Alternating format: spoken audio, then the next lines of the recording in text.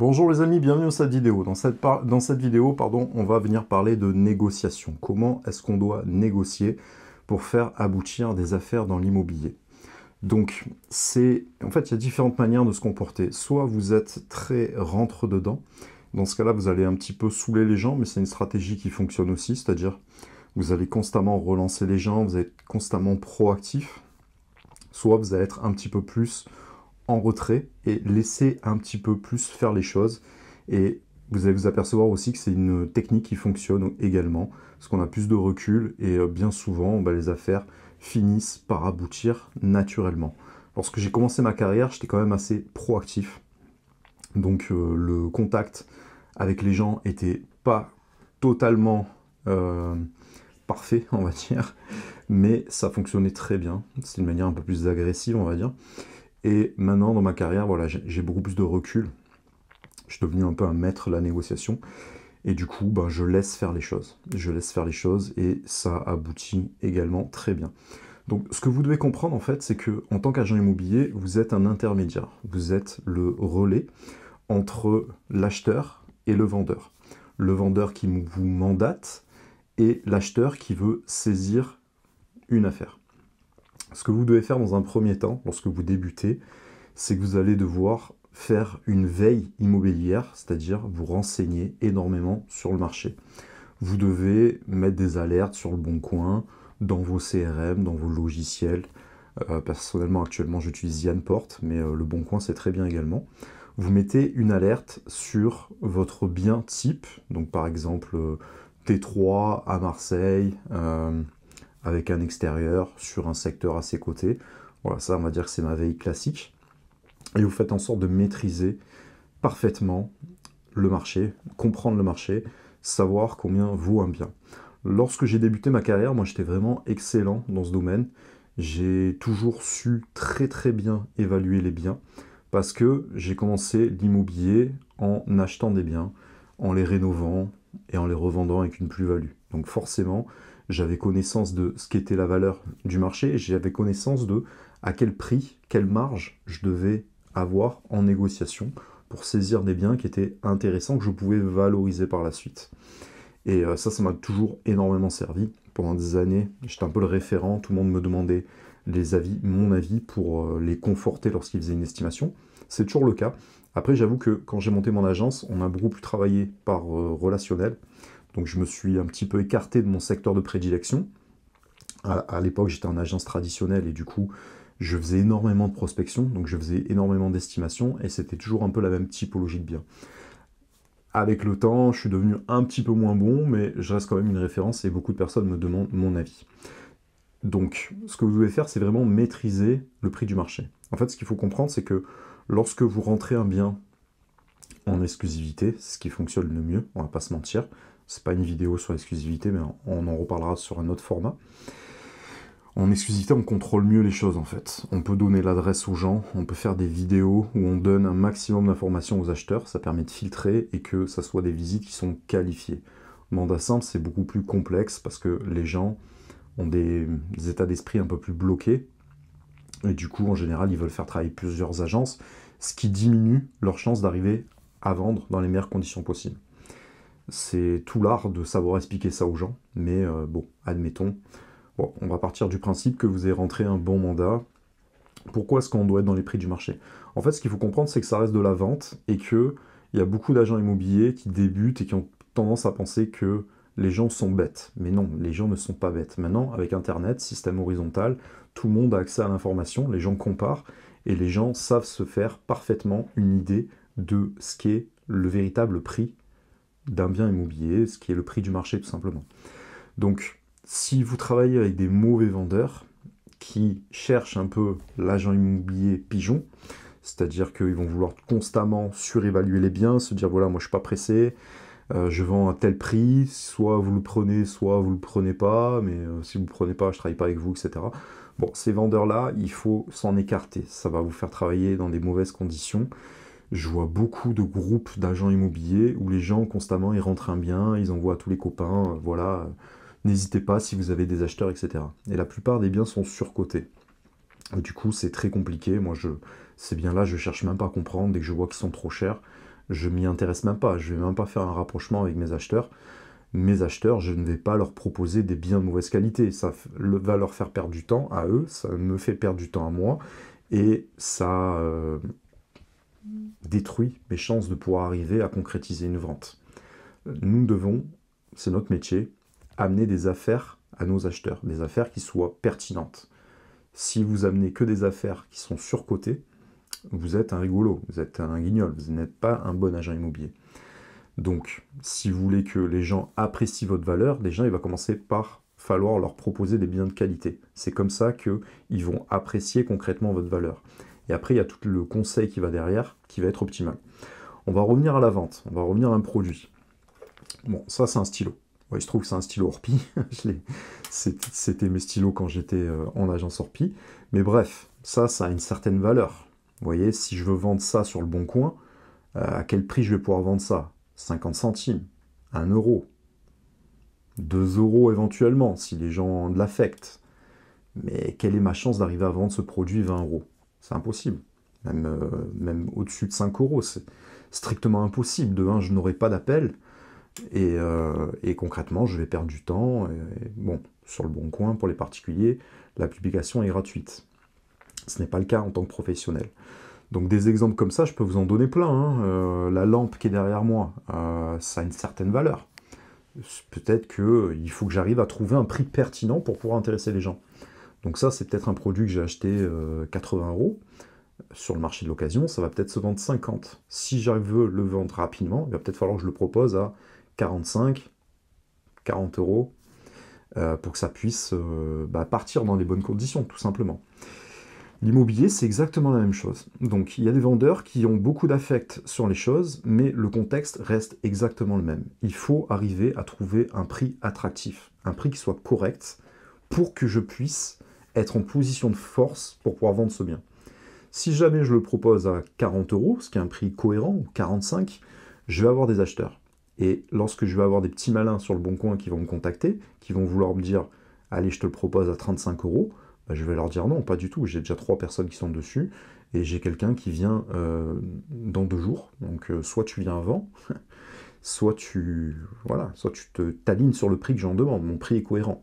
Et là, dans ce cas-là, les gens vont l'entendre, et s'il n'y a pas d'autres produits similaires sur mon marché, sur le bon coin, à proximité, il y a des fortes chances que si l'acheteur est vraiment acheteur, il se chauffe et ils viennent directement saisir le produit. L'immobilier, c'est exactement la même chose. Donc ça, c'est la première approche, c'est de mettre un prix qui est cohérent, ce qui est tout à fait logique. Plus vous allez surévaluer le bien, plus ça va être compliqué. Alors certes, il y a des cas où je vais peut-être pouvoir vendre cette lampe 70 euros. Mais combien de temps je vais passer à vendre ce produit? Est-ce que c'est rentable? Non, ça ne l'est pas. Je vais amener des curieux, ils vont regarder la lampe, oui, mais là, il y a tel truc, machin, ouais, je vais réfléchir, il faut que j'en parle à ma femme, etc. Donc, vous voyez, ça, c'est des acheteurs qui sont curieux. C'est-à-dire que les gens ont le temps, ils commencent à regarder une première lampe, demain, je vais en voir une autre, après-demain, je vais en voir une autre, etc. Et c'est compliqué de faire passer ces gens à l'action. Pourquoi? Parce qu'ils ont conscience, au fond d'eux, ils ne savent pas forcément négocier eux-mêmes, mais ils ont conscience que ce n'est pas une bonne affaire. Donc si on veut pousser les gens dans l'action, il faut qu'on arrive à leur insérer dans le cerveau que c'est une bonne affaire. Alors certes, il y a des possibilités de vendre cette lampe à 70 euros, mais je vais peut-être passer des mois avant d'y arriver. Et si vous passez des mois à vendre chacun de vos biens, en termes de chiffre d'affaires, vous n'allez pas aller bien loin. Hein. Si on compte sur la chance, si on compte sur le client farfelu, on va pas très loin. On va pas très loin, on s'épuise. Et à chaque appel, ça va être une tannée. On va se dire, ah non, le gars, il va encore m'appeler pour la lampe. Il va encore me rendre fou. Non, ce qu'il faut, c'est mettre un prix cohérent pour arriver directement à closer la personne, à chauffer cette personne, à mettre cette personne dans une situation d'urgence. C'est l'urgence qui permet de vendre. Il faut toujours mettre un acheteur dans un cadre d'urgence. Ce qu'il faut faire, c'est expliquer à chaque fois au vendeur quel est le prix de sa lampe, quel est le véritable prix qu'un acheteur est prêt à mettre dans un délai cohérent, parce que si vous confortez le vendeur que vous êtes capable de vendre cette lampe à 70 euros, alors qu'elle en vaut 50, bah, vous allez le conforter. Et si au bout de quelques mois, vous n'arrivez pas à le vendre, vous serez le fautif. Et vous allez être tenu responsable de ne pas avoir été efficace. Parce que vous avez trompé le vendeur, vous l'avez maintenu dans une fausse croyance, et ça va se retourner contre vous. Et vous aurez du mal émotionnellement à vous remettre dans le bain de cet échec. Parce que ça sera un échec. Concrètement, vous êtes payé pour vendre des lampes. Vous êtes là pour vendre de l'immobilier, vous avez compris. On va rester dans l'exemple de la lampe. Ça va permettre d'avoir un peu plus de distance.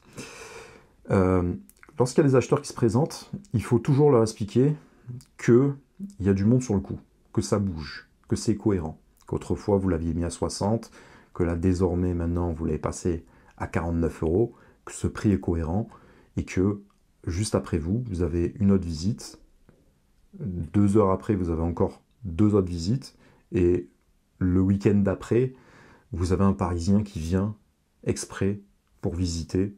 Il a déjà eu toutes les infos, il a déjà eu la vidéo, il connaît la lampe, il a déjà vu sous toutes les coutures. Maintenant, il vient la voir, si la sensation est bonne, il vient pour l'acheter de toute façon. Donc voilà, soit vous vous positionnez, une offre ne vous engage pas, une offre engage uniquement le vendeur. Si le vendeur contresigne cette offre, il ne peut pas la vendre à une autre personne. Par contre, l'acheteur, il a encore jusqu'à 10 jours après la signature d'une promesse de vente pour pouvoir se rétracter sans justificatif. Donc le temps d'aller chez le notaire, il va peut-être se passer 3 semaines, un mois encore. Donc c'est juste une option en fait. En gros, cette lampe est attractive, elle est intéressante. Si vous voulez la saisir, vous mettez une option. Vous me remplissez le document, on vérifie votre financement. Si c'est accepté, c'est pour vous. Mais vous inquiétez pas, vous pouvez toujours avoir un peu de temps devant vous pour continuer à réfléchir. Si vous voulez, vous pouvez revenir voir la lampe, il n'y a pas de problème. Je vais vous accompagner par rapport à ça. Et voilà, ne vous inquiétez pas, vous n'êtes pas engagé. Ça n'engage rien. Ce qu'il faut également, c'est, en plus de montrer qu'il y a de l'attractivité pour maintenir une urgence, c'est d'arriver à insérer des pensées qui vont dans le sens de la vente. C'est-à-dire, vous devez faire comprendre que cette vente-là, elle n'est plus éditée chez Philips. C'est un modèle qui commence à devenir rare. Avec l'inflation, c'est une lampe maintenant qui est vendue beaucoup plus cher. Le client l'a acheté 98 €. Actuellement, elle est proposée à 47 €. Sur le marché, il n'y en a pas d'autres. Donc, c'est des lampes qui sont très résistantes. Donc, croyez-moi, vous faites une bonne opportunité. Honnêtement, moi, j'ai plein de lampes chez moi. Mais s'il me manquait une lampe, croyez-moi, je l'aurais acheté moi. Donc, et vous avez même la perspective, c'est une lampe qui ne va pas décoter. Donc, elle va prendre la valeur dans le temps. Et ça, si vous arrivez à insérer... Alors, en gros, on ne peut pas influencer, on ne peut pas retourner le cerveau de quelqu'un. C'est-à-dire, la personne qui est convaincue foncièrement que la lampe n'est pas intéressante, n'a pas de valeur, vous allez pouvoir un peu l'influencer, mais si vous voyez que ça ne prend pas, en gros, vous ne pouvez pas lui faire rentrer une croyance de force. Par contre, si la personne est déjà convaincue, avant la visite, pendant la visite, que c'est une bonne opportunité, vous allez pouvoir le conforter dans cette direction, en lui expliquant que vous-même, vous seriez capable d'acheter cette lampe. Et que cette lampe, croyez-moi, elle va vous servir longtemps. Cette lampe, maintenant, elle est vendue beaucoup plus cher sur le marché. Cette lampe, vous l'achetez 49 €, mais croyez-moi, si vous la revendez demain, je ne sais pas moi, d'un coup, vous apercevez que vous avez besoin d'argent pour acheter une paire de lunettes. Vous serez capable de la vendre de 53 €. Donc vous allez faire quand même une plus-value. Vous allez pouvoir retrouver votre argent. C'est ce qu'ils veulent les acheteurs en fait. C'est ce qu'ils veulent. Ils veulent que le marché va bouger. Là, actuellement, le marché a un petit creux. Naturellement, le marché avec l'inflation va réaugmenter. Et s'il y a un petit coup dur, ce qu'ils veulent les gens, c'est au minimum pouvoir retrouver leur bille. Et ce qui est magnifique, c'est s'ils peuvent récupérer leur bille et même amortir également, retrouver les frais de notaire. Alors là, on ne prend aucun risque. C'est liquide. À tout moment, on peut revendre sa lampe et on peut acheter une paire de lunettes. Vous voyez? Donc ça c'est la négociation. Ça, c'est subtil. Et vous êtes là, vous n'êtes pas là pour forcer. En fait, vous devez toujours vous mettre... Avec le vendeur, on lui fait croire qu'on est de son côté. L'acheteur, on lui fait croire qu'on est de son côté. Vous êtes de votre côté. Vous êtes un équilibre entre les deux. Évidemment, vous devez défendre les intérêts du vendeur.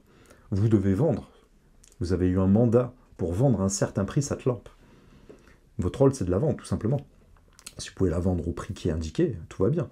si vous pouvez la vendre pas très loin du prix, eh ben, dans ce cas-là, vous n'allez pas à vous sentir fautif. Juste vous soumettez cette offre. Il y a eu cette offre, elle n'est pas très loin. Qu'est-ce que vous en pensez? Donc on a fait quand même pas mal de visites. Vous voyez que la lampe, elle a pas trop plu. En ce moment, les gens, ils n'achètent pas trop de lampes. C'est un paiement qui est content. Il n'y a pas d'emprunt sur la lampe. Qu'est-ce que vous en pensez? Moi, je serais vous, j'accepterais. Ou je ferais une contre-proposition.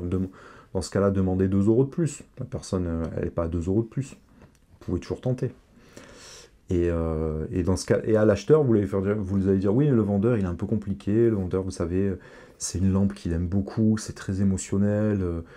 Il a fait beaucoup de choses avec cette lampe, il a travaillé dessus, il était étudiant, il a fait son mémoire sur cette lampe, il y tient beaucoup, vous comprenez, puis c'est une lampe de qualité, quoi. C'est pas une lampe comme les autres, c'est vraiment, là vous achetez vraiment une belle lampe, là. Puis en plus, elle change de couleur, la lampe, hein. Merde, je suis pas sur la bonne. Vous voyez, c'est pas une lampe comme les autres, hein. C'est une lampe un peu magique quand même, hein. Puis on peut régler l'intensité. Voilà, je peux même vous l'éteindre. Bon bref, je vais pas passer 1 heure dessus. Et puis vous avez une application, ça se relie avec. Puis vous pouvez la passer en violet, toutes les couleurs, etc. Vous pouvez même la faire scintiller comme si c'était une flamme. C'est une belle lampe quand même, hein. Ouais. Là vous achetez pas n'importe quoi. Comprenez, c'est pas une lampe comme les autres. L'acheteur, lui, vous devez lui faire comprendre qu'il fait une bonne affaire. Vous devez cerner sa personnalité aussi. Je vous ferai des vidéos sur le disque, les couleurs. Donc les personnes très dominantes, il faut aller dans leur sens. Ils aiment bien maîtriser les choses, ils n'aiment pas être contredits. Vous avez des gens qui sont plus émotionnels, d'autres qui sont plus sur la raison, d'autres qui sont très sociaux, etc. Voilà, ça, je vous expliquerai ça plus tard. Mais en gros, vous devez lui faire croire que vous êtes de votre côté. Ne vous inquiétez pas, je m'occupe de la négo, je vais voir avec le vendeur, je vais défendre vos intérêts, je vais tout faire pour que la lampe, elle soit à vous. Mais toujours maintenez une urgence. Il y a d'autres personnes dessus, mais vous inquiétez pas, je vais me battre pour défendre. Je sais qu'elle vous plaît, etc. Je comprends, c'est une très belle lampe, etc. Je vais défendre vos intérêts. Donc, après, comme je vous ai expliqué au début, il y a 2 approches. Soit vous êtes très proactif, dans ce cas-là, vous êtes très rentre-dedans, immédiatement vous appelez le vendeur, vous débitez les choses, etc. Après, vous appelez immédiatement l'acheteur. Oui, il a dit ça, etc. Ou soit maintenant, avec le recul, moi je laisse un peu plus faire les choses. Je laisse couler et naturellement, les choses finissent par s'embriquer. J'attends un petit peu. L'acheteur, il est comme ça. Là, je retourne voir le vendeur, propose le truc, etc. Après, je fais des backups, des trucs. Voilà, maintenant, avec le recul, vu que j'ai les bons mots pour aller dans le sens de l'un et de l'autre, naturellement, en fait, je mets les gens face à leurs responsabilités. C'est au vendeur de prendre cette décision, d'accepter ou de refuser cette offre. Moi, je lui ai expliqué le prix. Je lui ai expliqué le contexte. Moi, je suis là pour le conseiller. C'est un contexte qui est difficile. C'est difficile pour tout le monde. Et bon, il y a cette offre. Vous n'êtes pas à 2 € près. C'est comme avec l'acheteur. Quand il vous fait une négo de 5 000 €, vous savez, 5 000 € sur un crédit à 200 000 €, combien ça représente, quoi? Ça représente une pizza par mois, deux pizzas, ça représente un McDonald's par mois. Là, on parle de 20 € par mois. Vous n'êtes pas... Est-ce que vous risquez de passer à côté de votre coup de cœur pour cette lampe pour 20 € par mois? C'est ridicule. Donc faites attention, prenez le risque. Là, vous essayez de négocier. Demain, j'ai 3 autres visites, j'ai des gens qui sont chauds bouillants, les financements sont validés, il y a des paiements comptants. Si vous ne faites pas une offre au prix, ça risque de vous passer sous le nez. Et puis, il faut faire attention aux surenchères également. Vous faites une négo de -7, là j'ai encore 4 visites, bah, les gens, quand ils vont avoir écho de ça, forcément, ils vont proposer le prix, ou ils vont proposer 3 000 de moins, et dans ce cas-là, vous serez hors course, quoi. Donc là, on parle de lampe, c'est un truc qui va vous éclairer toute la journée, c'est important, quoi. On parle pas d'une pomme, quoi. Vous voyez, voilà. Donc, il faut un peu de recul sur les choses, et c'est un art, la négociation. Plus on la pratique, plus ça devient naturel. Mais ce qu'il faut, c'est toujours avoir une cohérence et de la distance sur les choses. Cohérence au niveau du prix, toujours. Vous devez informer à la fois l'acheteur et le vendeur. Attention, l'acheteur, c'est intéressant. C'est intéressant, les gens voient que c'est intéressant. Vous avez visité d'autres choses, vous avez vu qu'il n'y a que des merdes, que des trucs surévalués. Là, c'est intéressant. Il n'y a pas de travaux à faire, il y a certains atouts, c'est un bien qui va prendre la valeur dans le temps. Moi, je serais vous, voilà, je n'hésiterai pas. Et puis, dans tous les cas, faites une offre, ça ne coûte rien, vous prenez pas de risque. Vous pouvez toujours vous rétracter. Les gens ne se rétractent jamais. C'est très rare. S'ils doivent se rétracter, ils se rétracteront dans tous les cas. Mais quand ils sont lancés, ils sont lancés. Après, il y a des acheteurs, il faut les pousser un petit peu aux fesses. Il y en a qui ont du mal à se lancer. Là, dans ce cas-là, il faut un peu il faut les relancer, etc. Vous savez, cette lampe, je sens qu'elle est faite pour vous. Bah, j'ai bien vu comment vous regardiez cette lampe. Je sens que vous avez un attrait pour cette lampe. Je sens que cette lampe irait bien chez vous. Je sens que c'est dans votre personnalité, elle change de couleur, vous-même vous changez d'humeur assez facilement. Cette lampe, ça vous parle, on est d'accord. Vous n'allez pas passer à côté. Vous voyez déjà avec cette lampe, à côté de votre canapé, en train de mettre une ambiance lumineuse pendant que vous regardez la télé. Vous pouvez même baisser l'intensité, vous pouvez tamiser. Puis ça va bien avec votre mood. Je sais que le soir, vous aimez bien être posé, etc. Je me trompe? Et le vendeur, c'est pareil. Hein. Il faut aussi aller un peu dans son sens. Et lui faire prendre du recul sur les choses, quoi. Il ne faut pas être trop émotionnel. Voilà, là, bon, on parle d'argent, machin, on chipote, mais on n'est pas très loin du but. Ça serait dommage de passer à côté. Sinon, pendant 1 mois ou 2, vous allez encore vous ronger les ongles. Je sais que ça vous stresse, tout ça. Et il n'y a pas que l'argent dans la vie, vous voyez. Au moins, vous aurez vendu vous aurez vendu la lampe, et puis vous savez qu'elle sera entre de bonnes mains. Quelqu'un va en faire bon usage. Donc c'est naturel dans la vie, les choses sont faites pour circuler. Puis au moins, vous, ça va vous retirer quelque chose du cerveau. Puis au moins, vous allez passer à autre chose. Puis avec cet argent, vous allez pouvoir acheter des lunettes. Des belles lunettes. En ce moment, vous forcez sur les yeux. Je serais vous, moi, honnêtement, bon, c'est votre décision. Hein. C'est vous qui prenez la décision. C'est votre appartement. Mais si c'était moi, je trouve que cet acheteur, il est très bien. Et je trouve que cette lampe, elle irait très bien chez lui. Et je trouve que le prix est cohérent. On n'est pas très loin. Donc, est-ce que ça vaut le coup de passer à côté de tout ça pour si peu, ou bien faites une contre-proposition, et moi je m'en occupe. Et au-delà de ça, vous devez toujours savoir combien vaut le bien, et combien la personne est prête à accepter. Et ça, le vendeur, vous allez le savoir uniquement si jamais vous le travaillez. Et pour le travailler, vous devez lui répéter jusqu'à où il est prêt à aller, que le prix il est trop cher, que... Alors, ok, vous n'êtes pas prêt à faire un avenant pour baisser le prix du mandat, mais par exemple, si vous avez une offre à tel prix, est-ce que vous l'accepterez? Comme ça, vous savez psychologiquement combien il est prêt à accepter. Parce que si vous n'avez pas ces infos, la négo, en fait, c'est des infos. Vous voyez? Avec les infos, prenez des cartouches. Et le jour où il faut tirer, là, vous pouvez faire feu, et là, vous pouvez toucher vraiment. Mais si vous n'avez pas les infos, vous naviguez à vue, et là, c'est pas cohérent. Donc si vous savez que le mec, il est prêt à accepter à 160, par exemple, prenez des offres, même à 155. Déjà, ça va l'aider psychologiquement à faire un décrassage, à s'habituer. Puis après, vous prenez une offre à 157. On n'est pas très loin. Il y a 3000 euros. Vous voyez, à 3000 euros, il va rester dessus. Vous allez le faire digérer un petit peu. Là, à 156, il va la refuser une fois, puis il va s'en rappeler. Puis la fois d'après, à 157, ça va le faire réfléchir. Puis vous allez lui soumettre, faites une contre-proposition à 158. Et là, pour si peu, l'acheteur, il va remonter, c'est sûr. De toute façon, l'acheteur, vous le responsabilisez. Hein. Le bien est intéressant. Vous l'avez vu comme moi. Je sais que ça vous plaît. Bon, le vendeur, c'est un contexte particulier. Il tient beaucoup à cette lampe, vous savez. Puis derrière, il a un projet. Et puis, sans avoir au moins 158 dans sa poche, ou sans une offre à 158, il ne pourra pas réaliser ce projet. Donc vous comprenez, c'est pas que de l'affect. C'est vous aidez aussi cette personne à passer à autre chose. Il a besoin de lunettes. Il ne voit rien. Des lunettes assez chères. Il ne voit vraiment rien, c'est des grosses optiques. Donc la négociation, c'est ça. Il faut de la distance sur les choses. Ce n'est pas vous qui négociez. Les gens ne vous négocient pas à vous. Vous êtes juste intermédiaire et vous soumettez les choses. Ne soyez pas frontal, ni avec l'un, ni avec l'autre. Vous devez les aider chacun à concrétiser leur projet. Si vous mettez de l'ego dans l'un ou dans l'autre, ça ne va pas le faire. Là, ça va faire un combat de coq, etc. Et là, les gens, ils perdent la raison. Ils oublient l'argent, c'est juste pour tuer l'adversaire, entre guillemets. Pour prendre le dessus. Et pour sentir qu'ils ne perdent pas. Mais voilà, il ne faut pas rentrer dans ce truc-là. Voilà, ce n'est que de l'argent, ce n'est que les projets de vie. Les projets de vie, c'est important. L'argent, c'est nécessaire, bien sûr, c'est aussi important. Mais c'est pour ça que vous devez avoir les infos. Qu'est-ce qui est nécessaire pour l'un et pour l'autre?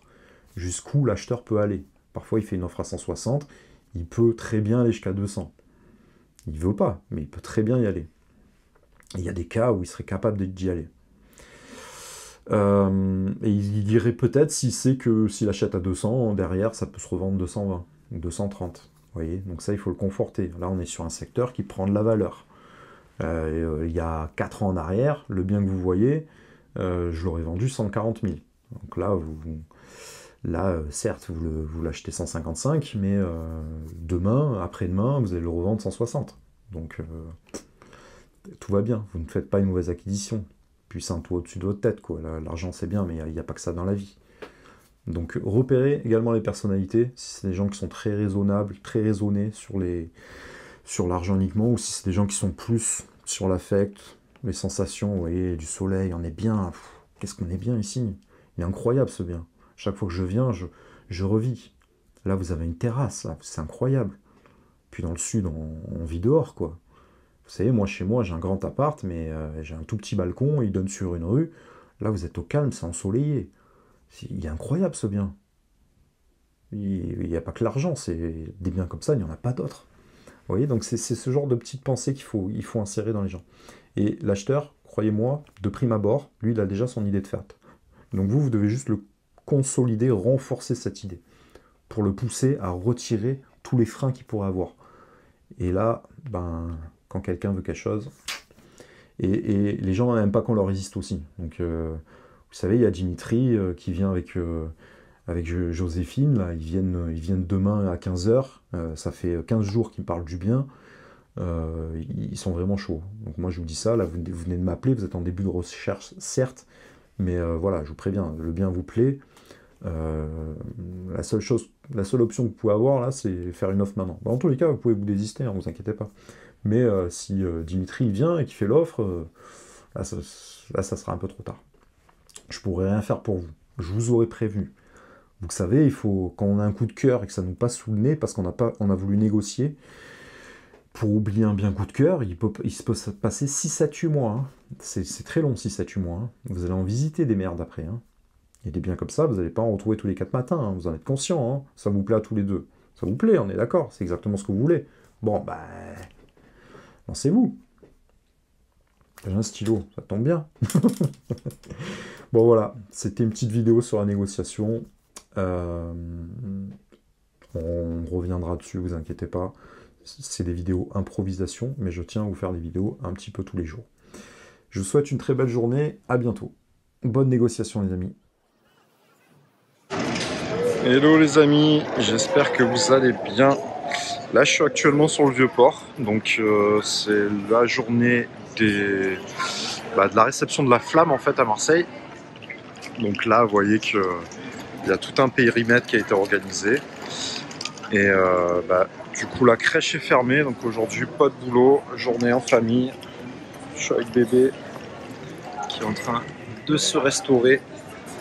Et voilà, on profite un petit peu tous les deux. Voilà, là en fait, toute la journée ça va être festivité, etc. Donc ils ont prévu pas mal d'événements, avec pas mal de concerts. Je profite pour faire une vidéo pendant qu'il n'y a pas encore trop de bruit. Et au moins ça vous montre un petit peu le format. Je voulais vous montrer aussi parce que vous voyez là, vous voyez où on est placé, vous voyez cet immeuble là, sur la fenêtre d'en haut. Alors, est-ce qu'on voit mon doigt? Voilà, en haut, ici, à côté du volet qui est fermé, il y avait mon premier appartement. C'est là où j'avais mon premier appart. Donc c'était ma première opération, entre guillemets, ma première plus-value immobilière, hein, c'est qui m'a donné envie de faire de l'immobilier.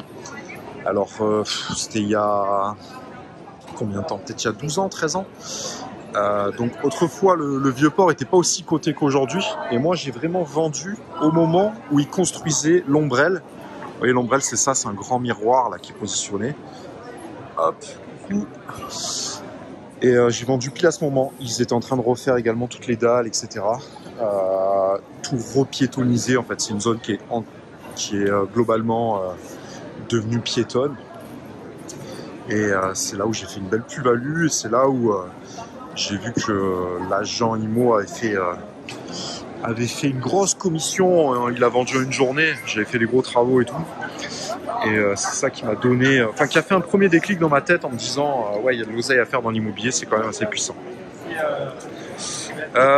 Donc voilà les amis, je sais pas où je pourrais me poser là on va peut-être marcher un peu sur les abords du Vieux-Port pour que ça soit un petit peu plus cool. Hop, je suis là, t'inquiète pas.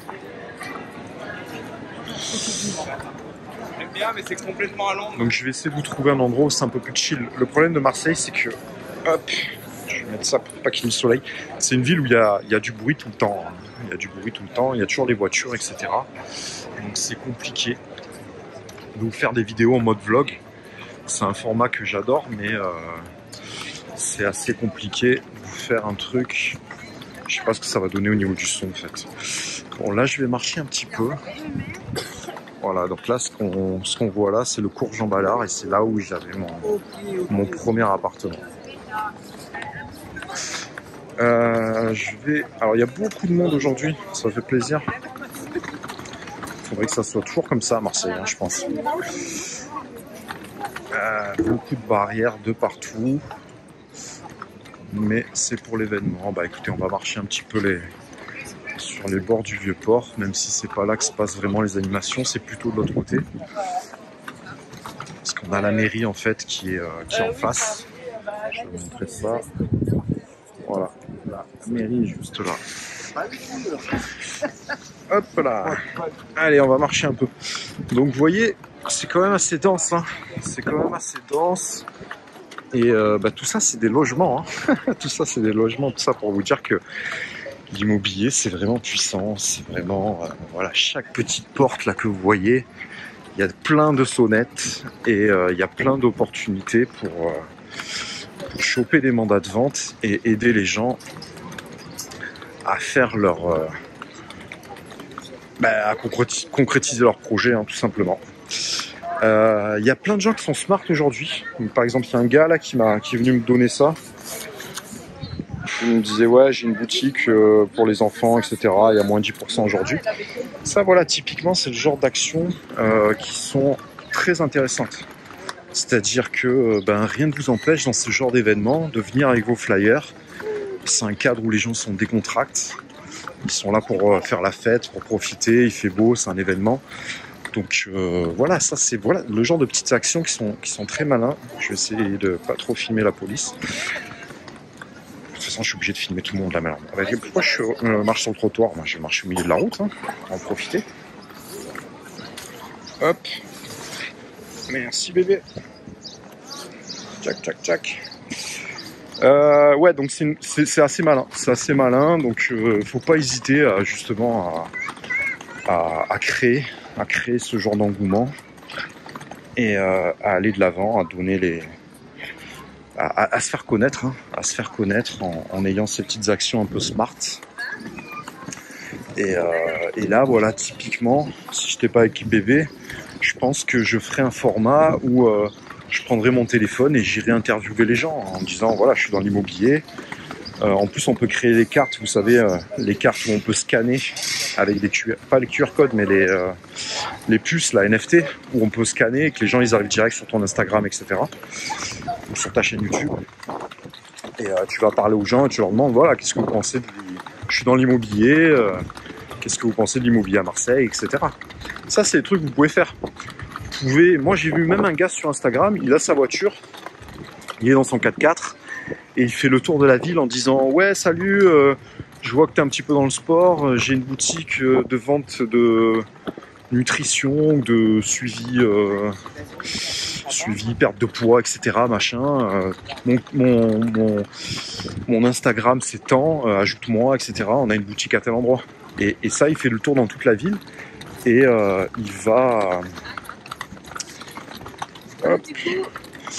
il va donner son Instagram à tout le monde. Et ça, c'est des genres d'actions qui sont assez... Il faut être malin dans la vie, hein. C'est pas plus compliqué que ça. Hein. L'immobilier, il y a des opportunités partout. Là. Vous voyez tout ça, c'est du monde. Là, il y a une personne sur 5 qui a un projet immobilier. Et peut-être 1 sur 20 qui a un projet immobilier à l'heure actuelle. Donc c'est pas plus compliqué que ça, hein. Il suffit de parler à 20 personnes. Et ça sert à rien de se complexifier. En fait, on se parasite, hein. On est notre propre ennemi, on se parasite nous-mêmes, on se complique la tâche, alors que les choses sont extrêmement simples. Il y a beaucoup de monde là-bas. Je sais pas si c'est la bonne direction.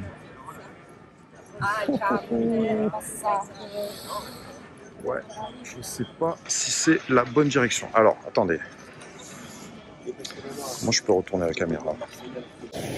Hello. Je vais essayer de me filmer davantage.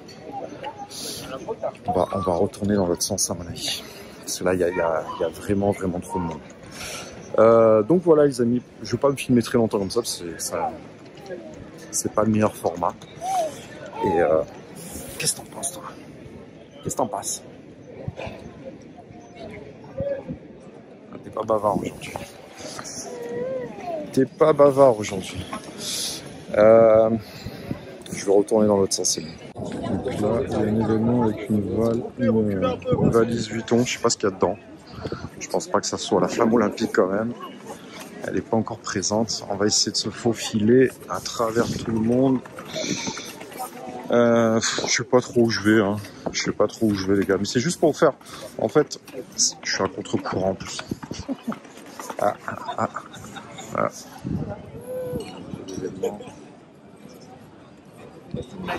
Bon, il y a quelque chose là-dedans. On ne sait pas ce que c'est. Peut-être la clé de l'immobilier. Hein. Allez savoir. Tout ça pour vous dire qu'en fait, ce qui compte, c'est d'être actif et d'être régulier. C'est un peu comme la création de contenu sur Internet. Ce qui compte, c'est d'être régulier, quoi. Donc moi, j'ai envie de reprendre un format d'une vidéo par jour. Je vais mettre ici, il y aura un petit peu moins de monde. Et ça sera... Ouais, il faut développer des sujets, créer des liens avec les gens, et c'est la récurrence qui fait la différence. Donc désolé pour la petite pause, bébé qui se restaure de nouveau, commence à couiner un peu. Bref, je voudrais féliciter tous les gens qui sont passés à l'action, tous les gens qui se lancent tous les jours, tous les gens qui font preuve de courage, qui essaient de se lancer dans des nouvelles disciplines, ceux qui essaient de se lancer dans l'immobilier, ceux qui ont rejoint le programme. Le but, c'est de vous accompagner vraiment vers la réussite. Et c'est important de vous répéter que ce qui fait la différence, c'est uniquement le passage à l'action. C'est la seule chose qui fait la différence entre ceux qui vont réussir et ceux qui ne réussissent pas. La seule diff concrète, c'est est-ce que vous passez à l'action ou pas. Tout simplement. Donc aujourd'hui, c'est jour de fête. Voilà, c'est plus un vlog à la cool, hein, pour qu'on puisse passer un petit peu de temps ensemble. Ah, il y a une jolie placette aussi là-bas. Là, on rentre dans la belle saison, hein. Vous voyez, on a un beau ciel bleu. C'est cool, il y a des touristes. La vie est belle. Vous allez voir tout ça à la télé. Et voilà. Bon, moi, j'ai pas réussi à louer sur Airbnb. De toute façon, dans ma résidence principale, je pense que j'aurais pu la louer très très cher. Mais bon, avec bébé et tout, c'est un peu compliqué. On n'a pas envie de se compliquer la vie. Et pour mon immeuble, avec mes 3 biens, de toute façon, là, je les ai mis en location longue durée. Donc, mais pareil, ça aurait été aussi un jackpot. Mais ouais, j'ai pas pu bénéficier, moi, de ce côté Airbnb. De toute façon, on n'est pas trop dans la saison, hein, c'est plus pour cet été.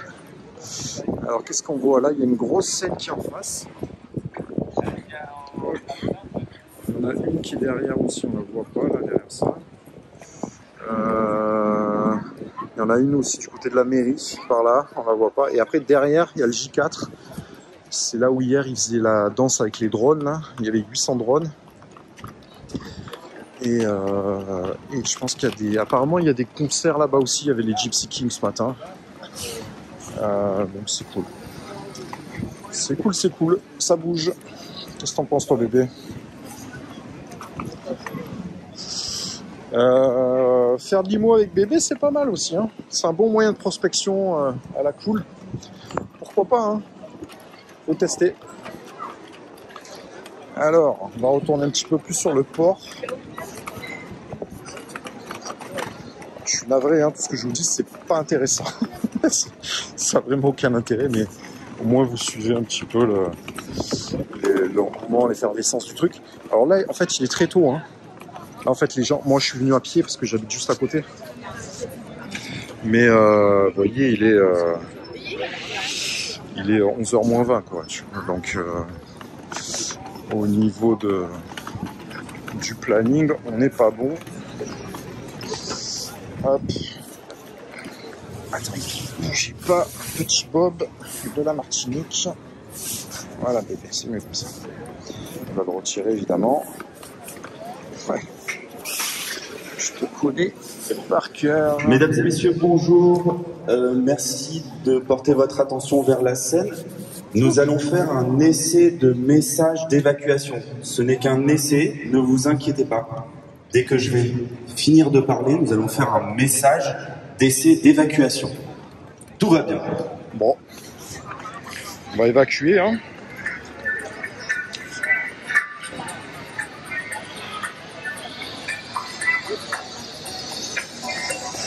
Donc là, c'est un spot où en fait les dimanches il y a le marché. C'est très sympa. Ouais, je vais me faire striker pour la musique et tout, mais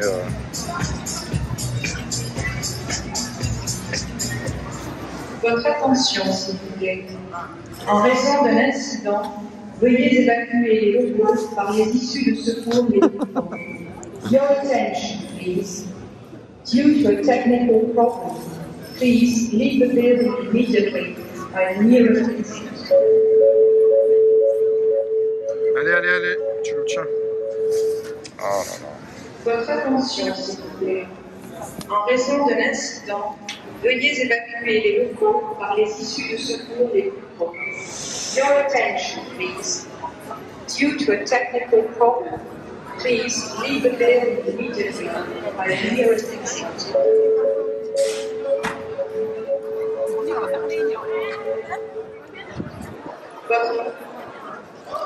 Merci à tous pour votre